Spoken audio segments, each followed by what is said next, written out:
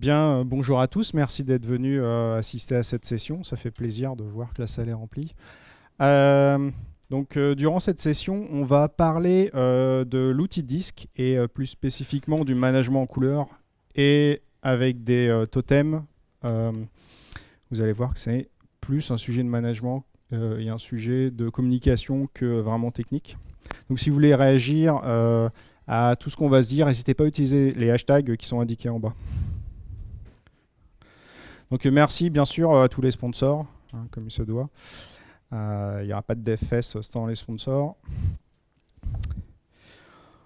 On va commencer cette présentation par une erreur qu'on commet tous en communication. Et cette erreur, c'est qu'on parle aux autres comme on aimerait qu'ils nous parlent à nous-mêmes. Et d'ailleurs, même dans la Bible, ne dit-on pas que fais aux autres ce que tu aimerais qu'ils te fassent. En fait, c'est une erreur fondamentale en communication, c'est une belle connerie à vrai dire, puisque les autres, ils n'ont pas envie que vous leur parliez comme à vous-même, ils ont envie que vous leur parliez comme à eux-mêmes. Donc en fait, la bonne chose à faire en communication, c'est s'adapter aux autres et leur parler comme eux-mêmes, ils ont envie qu'on leur parle. Et c'est une erreur qu'on commet vraiment tous, inconsciemment, tout le temps. Et avant de commencer, je voudrais aussi partir sur un constat.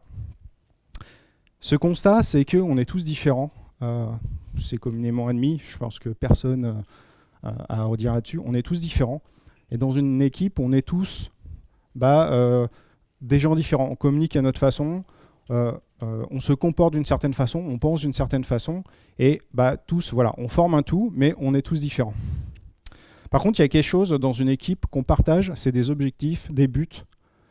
La seule différence, c'est que vraiment...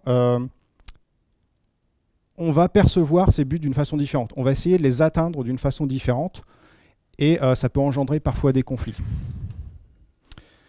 Mais ce qui est sûr, c'est qu'en tout cas, dans une équipe, normalement, on partage des buts communs. Et il n'y a personne qui va vouloir volontairement saboter le travail de l'équipe. Il n'y a personne qui se lève le matin, typiquement, en se disant « Tiens, aujourd'hui, je ne suis pas de bonne humeur, je vais aller pourrir le travail de l'équipe, et puis tant mieux, voilà, il m'emmerde, et puis je vais bien le rendre. » Donc les saboteurs, ça n'existe pas. Au contraire, dans une équipe, normalement, on a vraiment des objectifs communs. Et on a vraiment une vision commune. La seule chose, c'est qu'on va avoir des façons différentes de les atteindre. Alors au fait, je vais quand même me présenter. Je suis Thierry Lerige Desirrier. Je suis consultant freelance et vous pouvez me trouver facilement sur les réseaux sociaux. Je travaille pour tous les gens qui sont en bas. Donc je ne vais pas rentrer plus en détail. N'hésitez pas à me joindre après coup.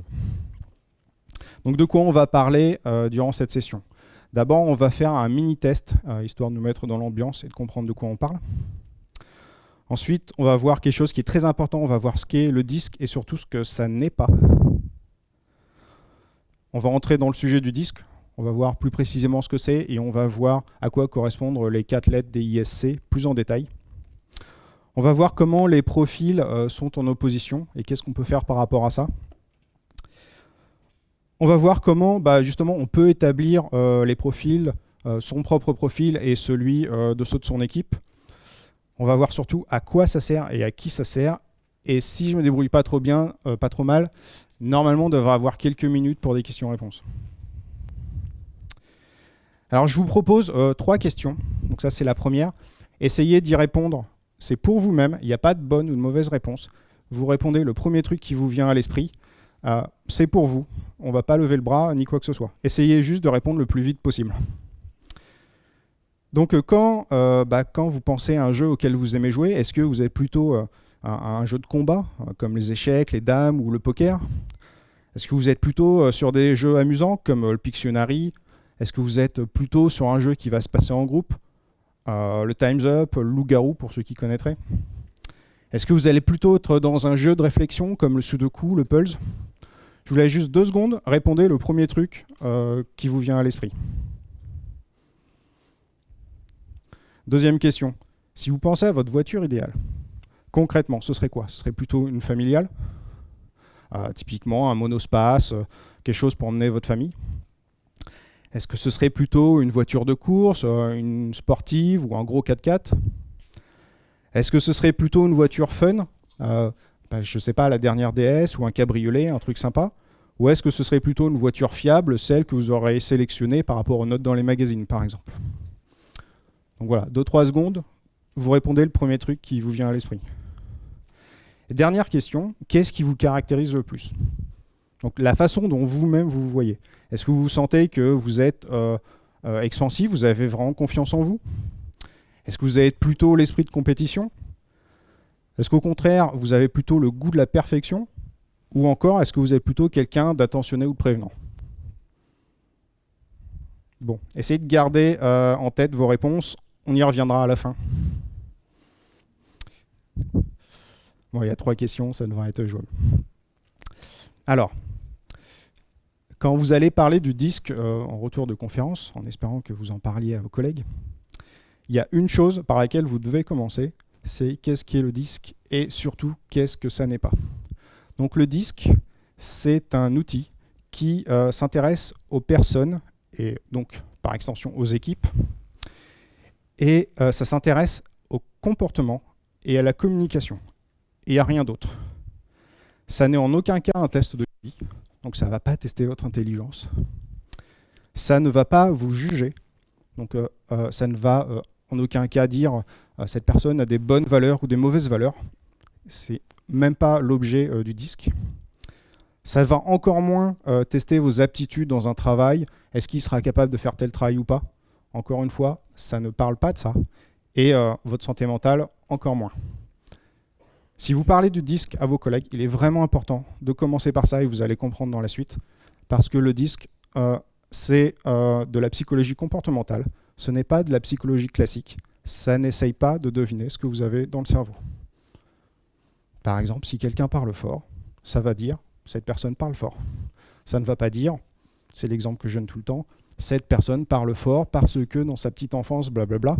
Non, non, c'est « elle parle fort, donc elle parle fort, point barre ». Alors le disque, qu'est-ce que c'est? Le disque, c'est l'acronyme de dominant, influent, stable et consciencieux. Ce sont les 4 gros profils qu'on va retrouver dans le modèle. Et on les représente généralement sur un disque, donc le disque sur le disque, donc sans jeu de mots. Et ces profils, on les représente sur 2 axes. Donc d'abord l'axe vertical, donc à gauche plutôt orienté vers les tâches, à droite plutôt orienté vers les personnes. Et l'axe vertical, donc en haut plutôt extraverti.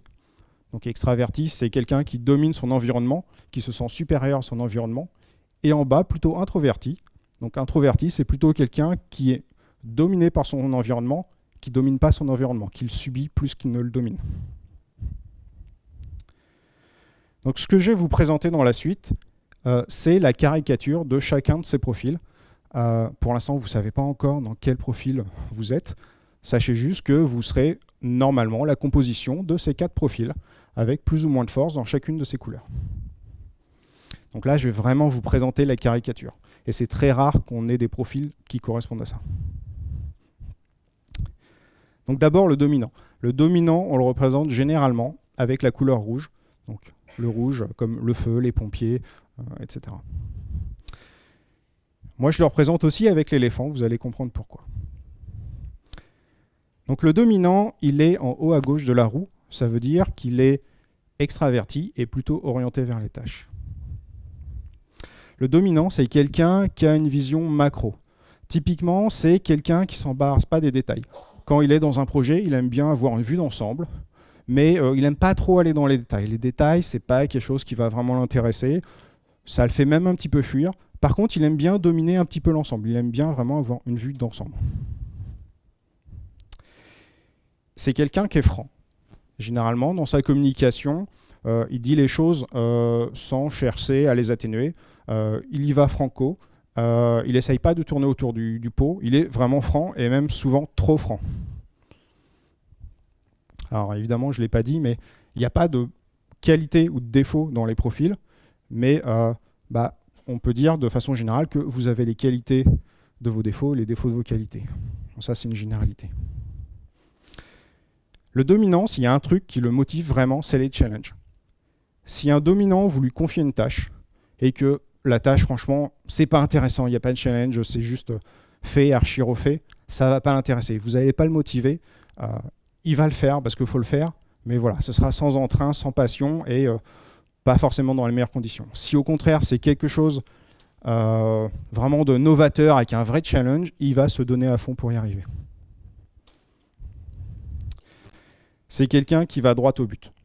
Il ne va pas s'encombrer, de la même façon qu'il est trop franc, il ne va pas s'encombrer des détails. Il y va, il fonce un peu dans le tas. Il va y arriver, il va se donner les moyens d'arriver au résultat qui s'est fixé. Voilà, il va écraser tout sur son chemin. S'il y a des embûches, il va les surmonter. Il va vraiment se donner les moyens. Sachant que les embûches, ça peut être des embûches techniques, ça peut être aussi des personnes. Donc il peut y avoir du bon et du mauvais là-dedans. Et puis c'est quelqu'un qui parle fort. Typiquement, quand vous voyez deux dominants qui parlent entre eux, si vous êtes un petit peu loin, vous avez vraiment l'impression qu'ils se crient dessus. Leur mode de communication, c'est de parler vite, c'est de parler fort. Vous allez les voir, ces deux personnes, dites qu'est-ce qui se passe, vous êtes en train de vous crier dessus. Ils vont vous dire, mais non, on discute. Enfin, il n'y a rien, c'est juste qu'on discute. C'est leur mode de communication. Et puis, c'est quelqu'un, de manière générale, qui aime vraiment l'action. Lui, son truc, c'est être dans l'action, c'est d'être dans le mouvement. Il faut que ça avance, il faut que ça bouge pour que ça ait du sens. Et c'est quelqu'un qui n'a pas peur de se tromper. S'il se trompe, il n'a aucun malaise avec ça. C'est OK, je me suis trompé, c'est pas grave, on passe à la suite. Mais il préfère se tromper que d'être immobile. L'influent. Donc l'influent, on le représente souvent avec la couleur jaune, comme le soleil, la joie, etc. Je vous laisse imaginer qu'est-ce qui est jaune. Moi, je le représente souvent comme un lion. Donc l'influent, il est en haut à droite de la roue. Donc ça veut dire que comme le dominant, il est plutôt extraverti, par contre, il est plutôt orienté vers les personnes. L'influent, c'est quelqu'un qui est hyper enthousiaste. C'est quelqu'un qui se passionne très vite pour des nouvelles choses et qui a une énorme capacité à transmettre cet enthousiasme. Par exemple, j'ai quelqu'un dans ma famille qui est justement influent, et donc, en l'occurrence, c'est une femme. Et à chaque fois que cette femme se passionne pour un nouveau sujet, par exemple la pâte à sucre, le tricot ou des choses, voilà, je prends ces exemples parce que c'est des vrais exemples, c'est quelqu'un qui est capable d'entraîner tout son entourage avec son enthousiasme. Typiquement, le jour où elle s'est passionnée pour la pâte à sucre, voilà, au bout de 2-3 semaines, elle est devenue hyper compétente. Et souvent, c'est des gens qui deviennent très très vite hyper compétents dans le sujet parce qu'ils se mettent à fond dedans. Et faut être sûr qu'à son travail, il y en avait la moitié de son bureau qui avait aussi acheté le matériel de pâte à sucre. Et dans sa famille, il y avait quasiment tout le monde qui avait aussi acheté de la pâte à sucre. Donc, il se passionne très vite pour des choses, pour des nouveautés, et il est capable d'entraîner tout son entourage, de transmettre de la motivation. C'est quelqu'un qui adore travailler avec les autres. Lui, vraiment, il n'aime pas être tout seul. Par contre, le contact avec les autres, il adore ça. Typiquement, c'est quelqu'un que vous allez retrouver très souvent à la machine à café, parce qu'il vit à travers les autres, il a le contact très facile, il a la tchatch. Au contraire, c'est quelqu'un, du coup, qui ne supporte pas d'être ignoré. L'influent, il a vraiment besoin qu'on le reconnaisse, même pour des broutilles. Si vous lui dites rien de bien sur lui pendant 1 jour, 2 jours, ou s'il se sent un peu ignoré, il va vraiment commencer à dépérir. Donc il est important, avec ce type de profil, de faire des petits compliments de temps en temps, même sur des choses ridicules. Les choses ridicules, ça peut être tiens, tes chaussettes, elles sont belles aujourd'hui. Ça peut aller jusque-là, quoi. En tout cas, il faut être positif avec lui, et vraiment, il va vous le rendre. Bon, de manière générale, quand vous travaillez avec chacun des profils dans leur sens, ils vont vraiment vous le rendre. L'influent, c'est quelqu'un, par contre, qui a du mal à finir ses tâches. Alors souvent, on l'appelle téflon, en référence aux tâches qui n'adhèrent pas. Et en fait, c'est la contrepartie de son enthousiasme. En fait, l'influent, c'est quelqu'un qui peut se passionner très vite pour un nouveau truc. Donc, par exemple, si je reprends la personne dont je vous ai déjà parlé, elle s'est passionnée pour la pâte à sucre, elle en a fait pendant 2 mois, elle a entraîné tout son entourage avec, elle est devenue hyper fort, et, au point qu'à la télé, elle rigole quand on voit ce qui se fait à la télé. Mais alors, du jour au lendemain, elle a découvert la broderie, et la pâte à sucre n'existait plus, quoi. C'est-à-dire que la pâte à sucre, c'était un lointain passé pour elle, quoi. Du jour au lendemain. C'est comme ça que fonctionnent les influents, pardon. Donc les influents, c'est vraiment très important quand on travaille avec eux, d'attendre qu'une tâche soit finie avant de leur confier la suivante. Sinon, ils vont juste jamais vous la finir. Et c'est pas qu'ils veulent pas la finir, c'est juste que pour eux, la tâche n'existe même plus, quoi. Ils veulent même plus entendre. C'est même pas qu'ils veulent même plus entendre parler, c'est qu'elle n'existe plus.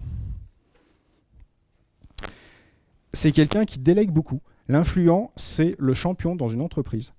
Pour vous dire, t'as tel problème, bah va voir Luc, lui il va te résoudre ça. T'as tel autre problème, François c'est ton gars. Il est au courant de tout, il sait à qui il faut donner les tâches pour qu'elles soient super bien faites.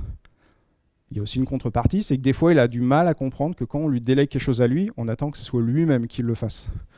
Pas qu'il délègue encore à quelqu'un d'autre. Voilà, il faut aussi savoir faire la part des choses. Et puis de manière générale, c'est vraiment une fashion victime. L'influent, vous êtes sûr qu'il a le dernier gadget à la mode. S'il y a le nouvel iPhone qui sort, ou le nouvel Android, ou selon ses préférences, vous êtes sûr qu'il va l'avoir. Il y a le nouveau truc à la mode qui sort, vous êtes sûr qu'il va l'avoir. En fait, d'ailleurs, l'influent, c'est vraiment le profil le plus facile à reconnaître, sans même lui avoir parlé, ne serait-ce que par son comportement vestimentaire.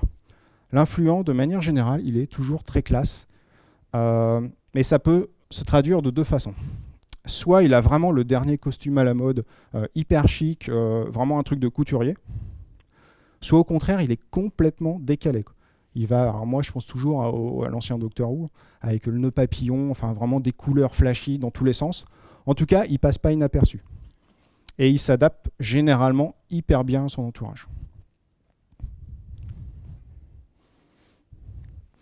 Le stable.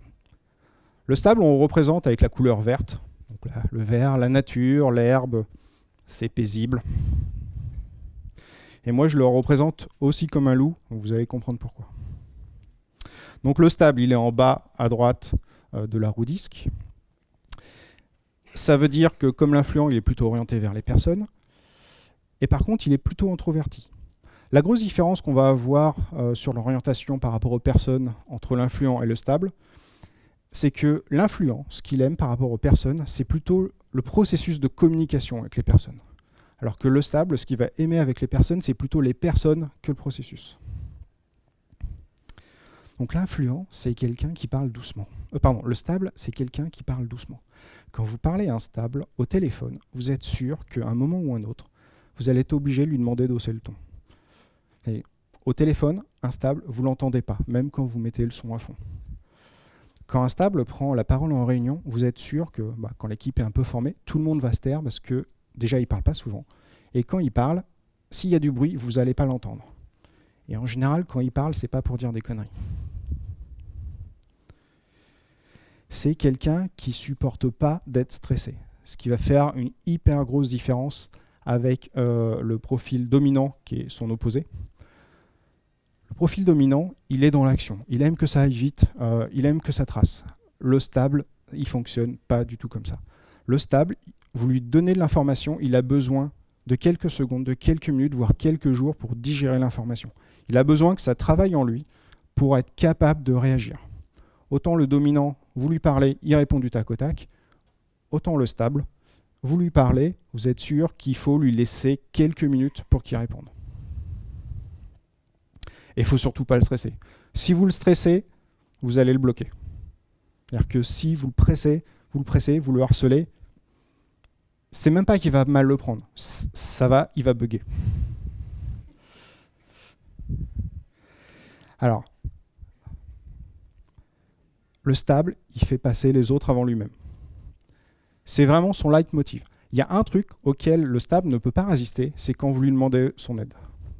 J'ai besoin de ton aide, il est incapable de résister à cette phrase. Il va tout lâcher pour venir vous aider. En fait, il va vraiment vous faire passer, vous, avant lui. Typiquement, le profil du stable, c'est Mère Teresa, quoi. C'est quelqu'un qui, de manière générale, agit de façon calme, vraiment pondérée, jamais dans l'excès. Il est Bon, il parle plutôt de façon monocorde, il agit tranquillement, il bouge pas les bras comme ça. Ça, c'est ce qu'aurait pu faire un influent, voilà, parler avec les mains et tout. Dans le stable, il va être des mouvements de main contrôlés, d'ailleurs les mains sur la table ou dans les poches. Bon. Il est calme en toutes circonstances, et même quand il y a du stress, bah, il est calme. Il arrive à supporter ça très très bien. En tout cas, en apparence. Et puis, bah, c'est quelqu'un qui est humble. Le stable, il n'aime pas trop se mettre en avant, en fait. Il n'aime pas recevoir des compliments, surtout si c'est en public. Le truc que j'aimais faire à un stable, par exemple, c'est le féliciter en public. Il n'aime pas ça, ça le met vraiment mal à l'aise. Par contre, il y a un truc qu'il adore, c'est quand vous félicitez son équipe. C'est-à-dire que si vous voulez faire un compliment spécifiquement à quelqu'un de votre équipe qui serait stable, soit vous le faites vraiment en privé, soit vous félicitez toute l'équipe en public. Alors le stable, c'est aussi, à mon sens, le profil le plus complexe à comprendre et à maîtriser. Vous allez comprendre pourquoi. En fait, le stable, il fait vraiment passer sa tribu avant lui-même. Il a vraiment un esprit de corps. C'est aussi pour ça que je le représente comme un loup. Les autres avant lui, son équipe avant lui, sa tribu, sa meute avant lui.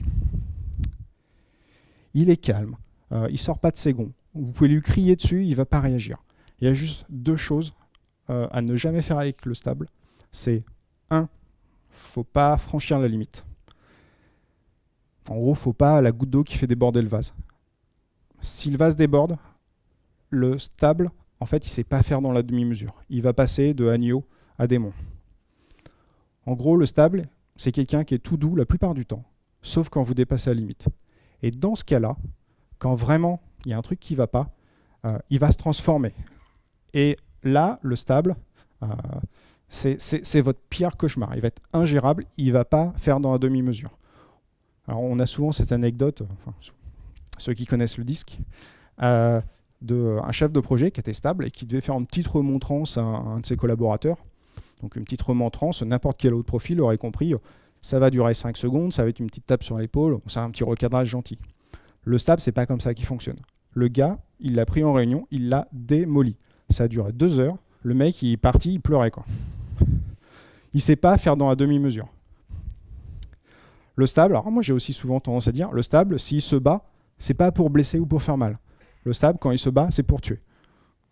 C'est-à-dire que si il passe dans ce mode-là, c'est vraiment pour tuer. Et il en est conscient, et il le fait exprès. Alors il y a un deuxième truc à jamais faire avec un stable, et ce truc-là, il réagira de façon systématique, c'est s'en prendre à son équipe.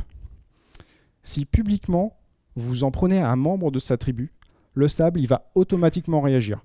Il ne va pas réagir gentiment, il va réagir excessivement. Et vous pouvez même être en conflit avec un stable sans jamais avoir parlé au stable. Par exemple, vous passez à la cantine devant quelqu'un de son équipe, vous preniez la dernière part de flan, vous êtes en conflit avec le stable. Et croyez-le bien, lui, il est capable de vous le faire payer sur le long terme. Typiquement, pour lui, la vengeance est un plat qui se mange froid, c'est quelque chose qu'il comprend. Croyez-le, il vous le fera payer. Autant la plupart du temps, il sera hyper gentil, autant ces deux trucs-là, à jamais faire avec lui. Alors le consciencieux. Donc c'est le dernier profil, on le représente souvent par du bleu. Donc le bleu comme la police, comme la mer, quelque chose qui est calme. Le bleu, je le représente aussi comme un hibou, parce que c'est quelqu'un de très observateur. Donc le bleu, comme le stable, il est plutôt introverti. Et par contre, il est à gauche, comme le dominant, donc il est plutôt orienté vers les tâches. Le bleu, c'est quelqu'un qui travaille tout seul. Clairement, c'est pas un mec qui aime travailler en équipe. C'est vraiment pas son truc. Le bleu, s'il a la chance d'avoir un bureau où il est tout seul, il est super heureux et soyez sûr qu'en plus, il va fermer la porte. Il recherche pas le contact humain, c'est pas son truc. Il en voit même pas l'intérêt. C'est même pas qu'il en voit pas l'intérêt, c'est que ça lui parle pas tout court. C'est quelqu'un qui est hyper réfléchi. Lui, pour adhérer à quelque chose, par exemple, pour adhérer à une décision, il faut qu'il y ait une logique. Il faut qu'il y ait une logique. S'il n'y a pas une logique, il n'adhère pas. Et ça peut être n'importe quelle logique, même la logique la plus stupide, tant qu'il y a une logique. Et évidemment, si c'est sa logique à lui, c'est encore mieux. Mais s'il n'y a pas une logique, il ne peut pas adhérer. Ces personnes-là, les personnes de ce profil consciencieux, eux, ils sont les champions pour voir quand quelque chose ne fonctionne pas. Typiquement, on avait un directeur qui était consciencieux, et on pouvait très bien lui donner un fichier Excel avec 50 onglets, le truc que la plupart des gens ne vont même pas aller ouvrir, ils ne vont rien comprendre. Et lui, en quelques secondes, il est capable de dire « Ah, non, c'est pas bon, il y a un truc qui ne va pas ». Il ne sait pas vous dire qu'est-ce qui ne va pas, mais inconsciemment, il ne saurait pas l'expliquer, mais il est capable de vous dire « Là, il y a un truc qui cloche ». Et si vous revenez 2 heures après, il est en plus capable de vous dire « C'est la formule dans la case B42 ». Mais lui, il est très très très fort pour détecter ce qui ne va pas. Quand vous avez un profil comme ça dans votre équipe et qui vous dit « il y a un truc qui cloche », vous posez le stylo, parce qu'il aura toujours raison. Et ce n'est pas juste de l'inquiétude. C'est quelqu'un qui adore les détails. Vraiment, le consciencieux, c'est quelqu'un qui va vous faire les hypothèses, les thèses, les antithèses, la conclusion, l'email de 40 pages, les 12 documents attachés, et en plus, il s'attend à ce que vous lisiez tous les documents. Il adore les détails. Là, c'est vraiment une différence par rapport à l'influent que je vous ai présenté un peu plus tôt. L'influent, lui, les détails, ça le gonfle. Le consciencieux, il adore ça. Si vous ne lui donnez pas tous les détails, il n'est pas heureux. C'est quelqu'un qui peut être paralysé par l'éventualité de se tromper. D'ailleurs, il ne se trompe jamais. Le jour où vous avez un consciencieux qui se trompe dans une décision ou dans quelque chose qu'il a dit, il va faire bonne figure devant tout le monde et vous êtes sûr que dans 10 minutes, vous le retrouvez aux toilettes en train de pleurer. C'est vraiment quelqu'un qui va hyper mal le vivre. Autant tout à l'heure, je vous ai dit, le dominant, il se trompe, bah c'est pas grave, on passe à la suite, on avance. Lui, c'est l'enfer sur Terre quand il se trompe. C'est, voilà, il est en train de mourir à l'intérieur, vraiment. Et puis, bah, c'est quelqu'un qui peut être un peu paralysé par la prise de décision. Typiquement, lui, quand il a 99% des données dans la main, il faut toujours ce petit pourcent supplémentaire pour être vraiment, vraiment sûr de ne pas se tromper. Typiquement, le dominant, vous lui donnez 2 cartes de poker, il est capable, vas-y, on fait du Texas Hold'em et puis on y va, il me manque 60% des infos, il s'en fout, il y va. Bah, en fait, le consciencieux, vous lui donnez toutes les cartes, vous retournez les cartes des autres, il peut être encore bloqué, parce qu'il a peur de se tromper, en fait. Et donc, de temps en temps, bah, il peut être paralysé par la prise de décision, parce qu'il a vraiment besoin d'avoir tous les détails, de vraiment tout maîtriser. Donc en fait, les profils, vous avez compris comment ils sont répartis sur la roue disque. En fait, ils sont en opposition. Donc, le dominant, qu'on pourrait aussi représenter par un taureau, et le stable par un chien, bah, concrètement, ils sont en opposition sur la roue. Et ces deux-là, il faut vraiment faire hyper attention quand ils communiquent entre eux. Typiquement, le dominant, il va droit dans le tas, il parle fort, il fonce, il laisse pas de pause. Quand il parle à un stable, en fait, le stable, il va tout prendre sur lui. Il ne va pas réagir, il va se laisser faire un peu comme un chien à qui on continue de donner des coups. Et en fait, le dominant, il se dit, bah, il dit rien, c'est parce qu'il est d'accord avec moi. Parce que s'il n'était pas d'accord, de toute façon, il serait en train de me crier dessus en réponse. Donc s'il dit rien, bah, c'est qu'il est d'accord, et donc il a compris que j'avais raison, donc il dit rien. En fait, c'est pas ça qui se dit, le stable. Le stable, en réalité, ce qui se dit, c'est, il m'a crié dessus, il m'agresse, je me renferme, j'écoute même plus ce qu'il me dit, de toute façon il ne m'aime pas, c'est un tyran, etc., etc. Donc en fait, le dominant il pense que tout va bien, il est relativement confiant là-dessus, alors qu'en vérité c'est la catastrophe. La communication elle passe pas du tout. À l'opposé, quand c'est le stable qui parle à un dominant, le stable lui parle un peu lentement, il fait des pauses dans les phrases. Ça c'est un truc qui est insupportable pour un dominant. C'est bon, alors je vais vous parler du beau temps, et donc aujourd'hui il fait froid. Bon, c'est insupportable pour le dominant. Le dominant, quand il y a un trou dans une phrase, lui il comprend que c'est à lui de parler. Et qu'il faut vraiment qu'il fasse un effort sur lui pour il faut qu'il compte jusqu'à 5 dans sa tête avant de reprendre la parole. Le dominant, il ne comprend pas que le stable, il lui parle les personnes, il lui parle le ressentiment, il lui parle le feeling avec les gens. Le dominant, il dit, mais qu'est-ce que c'est que ça, le feeling avec les gens? Qu'est-ce que c'est que ça, des sentiments? Mais j'en ai pas. Alors, il en a des sentiments, mais ça ne lui parle pas, quoi. Alors que le stable, bon, ben voilà, il va aller voir si les gens, bon, ça va bien, la décision qui a été prise. Il va voir, est-ce que tout le monde est d'accord? Le dominant, il s'en fout, quoi. Donc eux deux, si vraiment ils ne font pas l'effort d'adapter leur communication à l'autre, et vraiment d'adapter leur discours, leur façon de parler, le ton qui est employé, la vitesse, et vraiment tout ça, ça peut très très très vite mal se passer. Le consciencieux et l'influent, ils ont un rapport complètement différent. Alors clairement, ces deux-là, ils se détestent. Ils ne peuvent pas se supporter. Le consciencieux, il se dit que l'influent, c'est un beau parleur, il vagabonde à droite à gauche, c'est un flambeur, un prétentieux. Alors que l'influent, il se dit, le consciencieux, c'est un pet sec, de toute façon, il travaille tout seul, il n'est pas capable de travailler en équipe, il ne parle pas de toute façon, il est dans son coin, il fait son petit truc.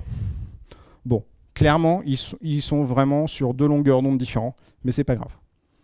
Autant le dominant et le stable, ils arrivent à se mettre sur la même longueur d'onde, mais ça peut très très vite dégénérer, surtout au déficit du stable. Autant ces deux-là, bon, ils vont se fighter en permanence, c'est pas grave, c'est comme ça qu'ils fonctionnent, mais il n'y a pas plus de conséquences que ça.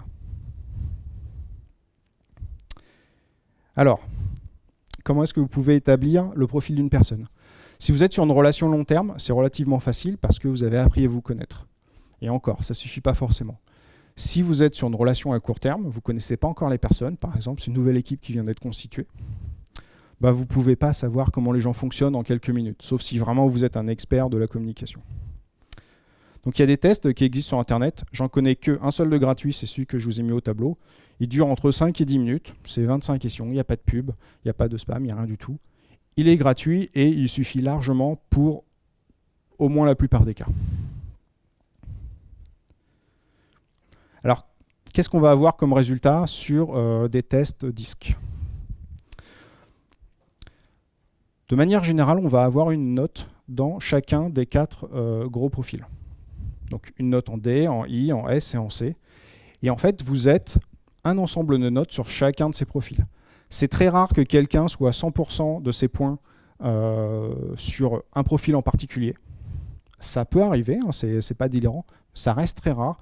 Généralement, on a un profil qui est réparti sur plusieurs de ses composantes. Alors, ça peut être 1, 2, 3, ça ne peut pas être 4, hein, évidemment, vous avez compris que, vu comment fonctionne la roue, ça ne peut pas trop être 4. Bon, voilà, on est réparti sur ça. Et on va avoir 2 profils. On va avoir ce qu'on appelle un profil adapté et un profil naturel. Le profil adapté, en fait, c'est ce qu'on voit de vous. C'est ce que vous laissez paraître aux autres en réponse à votre environnement. Et le profil naturel, c'est ce que vous êtes vraiment au fond de vous. Donc typiquement, vous avez un profil naturel, et quand vous êtes au travail, par exemple, vous avez tendance à changer ce profil pour vous adapter. Par exemple, si vous êtes dans un cabinet de comptabilité, où il y a plutôt généralement une ambiance qui est assez stable, enfin calme plutôt. D'ailleurs, chez les comptables, on retrouve beaucoup de consciencieux, ce qui ne veut pas dire qu'on ne peut pas être un bon comptable si on n'est pas consciencieux. Bah, si vous êtes plutôt extraverti, débordant de joie, malgré tout, vous allez vous adapter au calme qui règne dans votre bureau. Donc vous allez pousser peut-être en adapter votre profil un peu plus consciencieux. Et ça, vous allez le faire plus ou moins naturellement. Donc il y a des gens qui ont exactement la même note de profil en stable et en adapté, et il y a des gens en fait, qui ont des profils radicalement différents. Ce qui est hyper important, et c'est là où les tests vont vraiment vous aider, c'est qu'il faut vous adapter au côté naturel de la personne. Puisque c'est son vrai lui, c'est pas ce qu'il vous laisse paraître, c'est pas le masque qu'il met devant lui. Et ça, si son profil adapté est vraiment très différent, c'est le profil adapté que vous allez naturellement détecter. Il n'y a que le test qui va pouvoir vous permettre de découvrir le profil naturel. Et puis évidemment, on peut faire ça avec des équipes. Donc les 2 graphes de droite, c'est la représentation des équipes. Donc il y a plusieurs façons de le représenter. En voici deux, il y en a d'autres qu'on peut trouver sur Internet. Un truc qui peut être important, c'est qu'on estime que dès que l'équipe a une taille 7, 8 personnes, c'est intéressant d'avoir des profils relativement répartis. C'est-à-dire qu'avoir tout le monde qui est D, par exemple, bon, c'est pas top. Avoir tout le monde qui est I, c'est pas top non plus, quoi. Ou même que des S et des C, c'est pas forcément top non plus. Alors, pour info, en informatique, on retrouve surtout des S et des C, voire des SC. En fait, chacun des profils va apporter sa petite contribution, bonne ou mauvaise d'ailleurs, et ça va redynamiser l'équipe. Donc, quand c'est possible, dès que la taille de l'équipe le permet, c'est relativement bon d'avoir un peu tous les profils qui sont représentés. Alors, à quoi ça sert et à qui ça va servir ? C'est certainement ce qui va vous intéresser le plus. Donc d'abord, ça sert aux personnes et aux membres de l'équipe de manière plus générale. Ça peut permettre aux membres de l'équipe de se comprendre entre eux. Ça m'arrive de voir des équipes, en fait je vous l'ai dit, c'est le prérequis du départ, les membres de l'équipe ont des objectifs communs et ils sont partagés ces objectifs, mais ils ont juste des façons différentes de les atteindre ou d'en parler, de communiquer, de se comporter par rapport à ces objectifs. Et des fois ça peut vraiment conduire à des conflits dans l'équipe. Typiquement, j'étais dans une équipe où c'était surtout des S et des C, et il y avait un influent qui avait une grosse note influent en plus. Enfin, il était vraiment en décalage avec l'équipe et c'en était arrivé au point où j'en étais presque aux mains, quoi. Bon, je caricature un peu, mais c'était pas loin de ça, vraiment. Et c'était conflit sur conflit en permanence. Alors que quand on discutait tranquillement à la machine à café, on était pourtant tout le temps d'accord. Et en fait, après avoir fait passer le test à tout le monde et après vraiment avoir expliqué, ils ont réussi à se comprendre et ils ont réussi à retravailler ensemble. Alors, ça ne s'est pas fait du jour au lendemain, il a fallu faire des piqûres de rappel, mais ça leur a permis de se comprendre eux-mêmes, de comprendre que si lui il parle fort, c'est pas qu'il est en train de nous gueuler dessus, c'est juste son mode de communication. Si lui il supporte pas les détails, voilà, c'est juste comme ça qu'il fonctionne, c'est pas qu'il en a rien à faire. Ça, par exemple, j'aurais pu en parler quand on parlait des oppositions. Le consciencieux et l'influent, il y a un truc sur lequel ils sont jamais d'accord, c'est sur la ponctualité. Par exemple, le consciencieux, la ponctualité, c'est une règle d'or, quoi. Lui, il ne comprend pas qu'on ne puisse pas être à l'heure à un truc. C'est 8h30, c'est 8h30, quoi. Point barre. Il n'y a pas de négociation, et en plus, il doit être là 5 minutes avant pour être sûr d'être à 8h30. L'influent, typiquement, c'est quelqu'un, il sera tout le temps en retard. Mais c'est même pas que pour lui, il est en retard, c'est que les horaires, typiquement la ponctualité, c'est une vague notion. Il en a entendu parler, il ne comprend pas très bien ce que c'est. Il sait que ça existe, mais bon, voilà, il ne comprend pas pourquoi le consciencieux s'acharne là-dessus. Alors que pour le consciencieux, c'est hyper important. Donc ces deux-là, en fait, quand on leur explique mutuellement, ils arrivent à se repositionner, en faisant un tout petit peu d'effort, ils arrivent à se comprendre. En fait, de manière générale, et on le dit surtout aux dominants, les 5 minutes que tu vas faire en effort pour t'adapter à l'autre, en fait, tu vas avoir un retour sur investissement qui est énorme. Typiquement, quand le dominant il parle à un stable, s'il prend 5 minutes de plus pour expliquer les tenants, les aboutissants, histoire que le stable il arrive vraiment bien à comprendre, en fait, ces 5 minutes, c'est vraiment des jours qu'il va gagner derrière parce que le stable il va faire passer sa demande en priorité, il va se sentir valorisé, etc., etc. Il y aura un hyper gros retour sur investissement. Alors que s'il ne l'avait pas fait, de toute façon, ça n'aurait pas été traité sa demande. Ça va beaucoup servir pour la délégation. Donc ça va plutôt être pour les chefs d'équipe. Typiquement, la façon dont vous allez donner des tâches à des personnes ne va pas être la même en fonction de son profil. Donc la façon, mais aussi le type de tâche. Typiquement, quand un dominant donne une tâche à un influent, il faut absolument qu'il attende que l'influent ait fini la première tâche pour lui confier la suivante. Sinon, vous êtes sûr qu'il ne va jamais finir la première tâche. Quand il donne à un stable, il faut lui expliquer les tenants et les aboutissants, tout ça. Quand il donne à un consciencieux, faut lui donner tout plein de détails. Et puis quand il donne à un dominant, de toute façon, si c'est déjà un dominant, ils ont déjà le même mode de communication. Donc ils vont déjà s'entendre. Ça peut aussi servir en recrutement. Donc, soit par un DRH, soit par un chef de projet qui veut engager. Donc ça peut servir de deux façons. Soit vous avez une équipe, par exemple, qui est très dans un profil, disons une équipe qui est très verte. Et vous dites, je veux quelqu'un qui va très facilement s'intégrer. Donc bah, typiquement, vous allez plutôt chercher quelqu'un qui sera vert. Vous êtes sûr qu'il va s'intégrer tout de suite. Ou à la limite, quelqu'un qui est un peu vert jaune ou un peu vert bleu. Il devrait s'intégrer relativement bien. Ou au contraire, vous voulez quelqu'un qui va redynamiser l'équipe. Parce que vous dites, bah, là l'équipe elle est verte, ça fonctionne bien, mais bon, ils ont toutes les qualités des vertes, mais bon, bah, ils ont aussi les défauts. Donc vous allez vouloir contrebalancer, donc soit un petit peu avec des profils adjacents, soit bah, complètement. Après, voilà, faut pas que ça se fasse de façon trop brutale non plus, quoi. Alors vous vous souvenez au début, on avait fait des questions. Donc c'est personnel, je ne vous demande pas de lever la main, c'est vraiment pour vous. Normalement, avec tout ce que je vous ai dit, vous êtes déjà capable de relier chacune des réponses au profil que je vous ai présenté. Donc évidemment, le dominant, c'est quelqu'un qui prend des décisions sans avoir toutes les cartes en main. Donc le poker, surtout le Holden, ça lui parle. L'influent, il est vraiment dans le groupe, dans le show, c'est vraiment un showman. Donc tout ce qui va être karaoké, ça c'est vraiment son truc. Évidemment, bah, le stable, lui, il fonctionne en tribu. Donc c'est jeu de groupe, c'est sûr. Les jeux tout seuls, c'est pas qu'il n'y arrive pas, mais bon, c'est pas forcément son truc principal.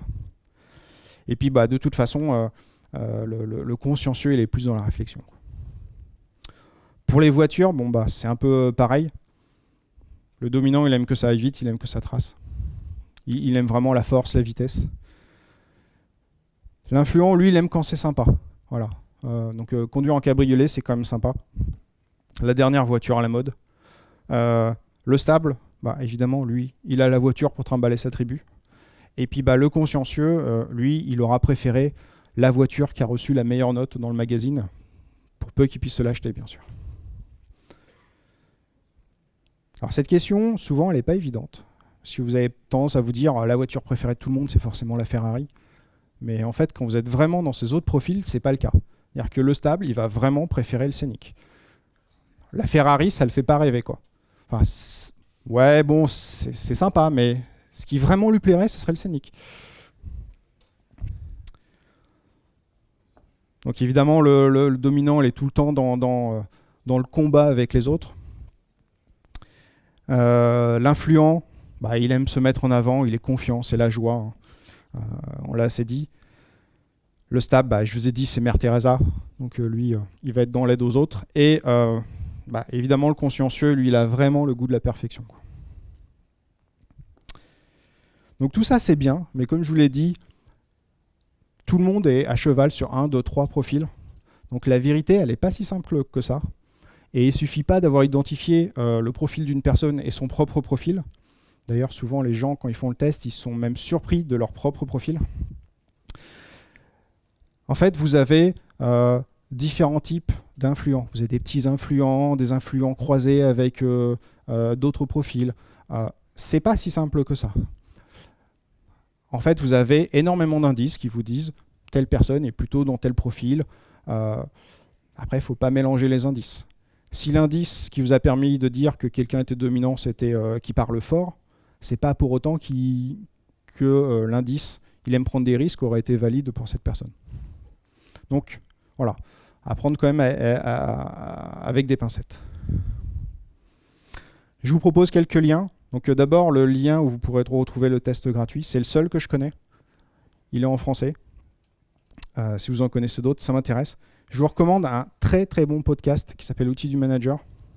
Il n'est pas dédié exclusivement au disque. Il parle du management de façon générale, mais vous retrouverez quand même des dizaines d'heures consacrées au disque dessus. C'est gratuit, c'est en audio. Et puis, bah, si vous avez aimé les illustrations, le dernier lien, c'est le blog de l'illustratrice, donc Mimika.